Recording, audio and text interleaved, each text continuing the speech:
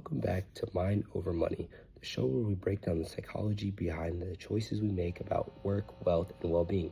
I'm your host, Michael Noel, and today we're tackling a question that sounds simple but isn't. How much money does it take to be happy? It's a question people debate on TikTok, argue about at dinner tables, joke about online, and whisper about privately. And in an economy where rent rises faster than wages and everything from groceries to healthcare costs more than it did even a few years ago, it's become harder and harder to tell what enough actually means. Today's episode pulls together research, psychology, and real human stories to explore the complicated truth behind income and happiness. By the end, I hope you'll walk away with not just data, but a redefined sense of what happiness really looks like in a world obsessed with success. Let's start by grounding ourselves in where we are right now. The conversation around money and happiness has been around forever, but in 2025, it feels different. It's like social media constantly reminds us what we don't have. People with dream jobs are burned out.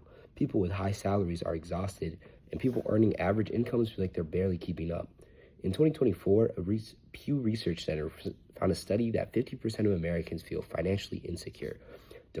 Despite record employment rates, not poor, not struggling, not failing, just insecure. And that word insecure might be the key, because happiness isn't just about how much money you make, it's about how secure you feel with the money you have. And right now, a lot of people don't feel very secure.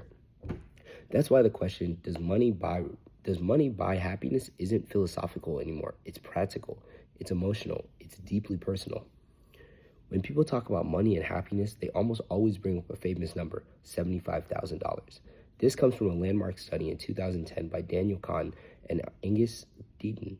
They analyzed 450,000 Americans and found that daily emotional happiness, the feelings we experience the moment to moment, rises with income, but not only up to $75,000 a year.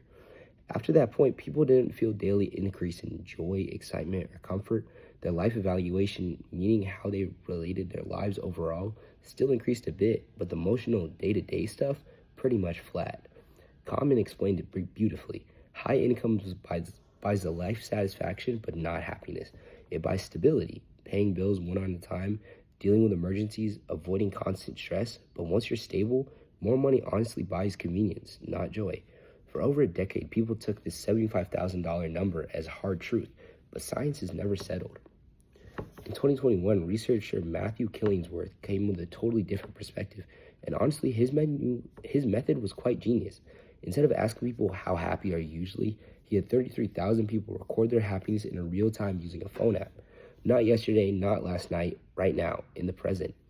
Over 1.7 million moment-by-moment reports later, he found that happiness continues to rise even beyond that $75,000 number.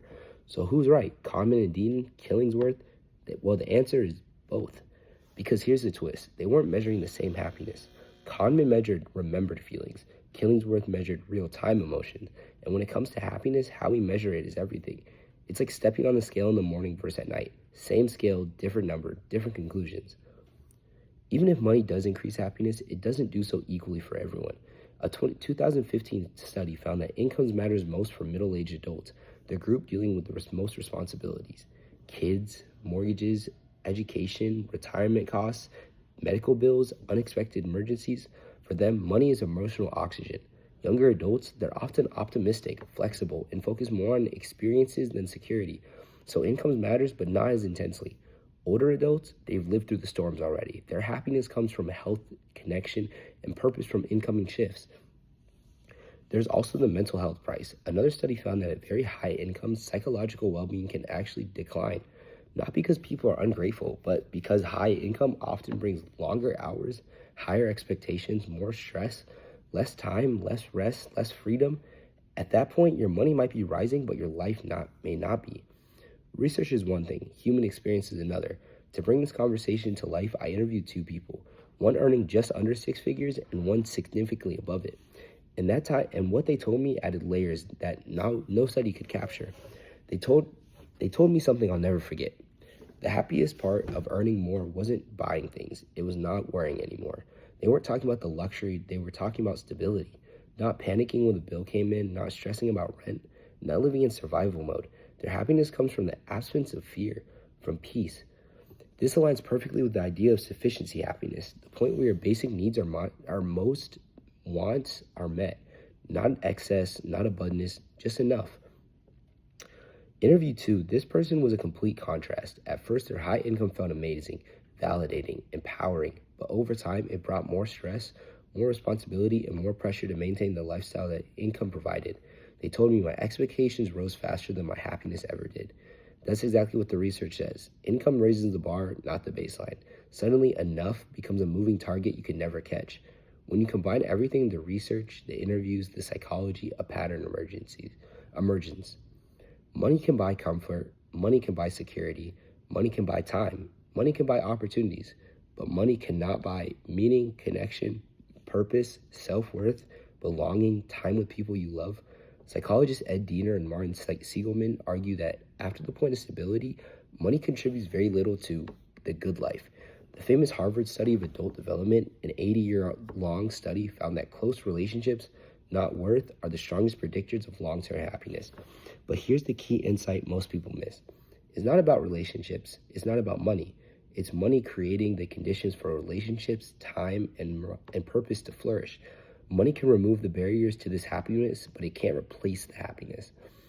By now you must be wondering, so what's the real point? When does more money stop feeling more meaningful? And the truth is, the turning point isn't a number. It's a mental shift.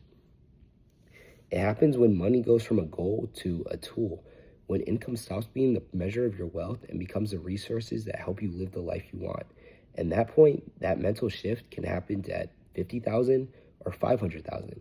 It depends on your life stage, your values, your relationships, and your definition of enough. One of my interviewees says something that sums up this entire episode. They said, "It's not about making more money, it's about making what I have matter." This line stuck with me because that's what all the research and all the human studies led to. Happiness isn't the result of income, it's the result of what frees you to do. So, can money buy happiness? Here's my final answer. Money buys relief, buys stability, buys choices, buys time, and all of these things matter, but real happiness, meaningful, lasting, soul-level happiness, comes from what you do once those needs are met. It comes from people, from purpose, from time, from health, from peace, from living a life aligned with your values. We live in a world where success is constantly measured in dollars, but success, real success, should be measured in days where you feel safe, days where you feel loved, days where you feel like yourself. Because in the end, the richest people aren't the ones with the highest paychecks, they're the ones who know that enough truly is enough. Thank you for listening to Mind Over Money. If this episode resonated with you, share it with someone who's chasing success and maybe needs a reminder that their value is bigger than their income. I'm your host, Michael Noel Davis. Take care of yourself and your well-being. I'll see you next time.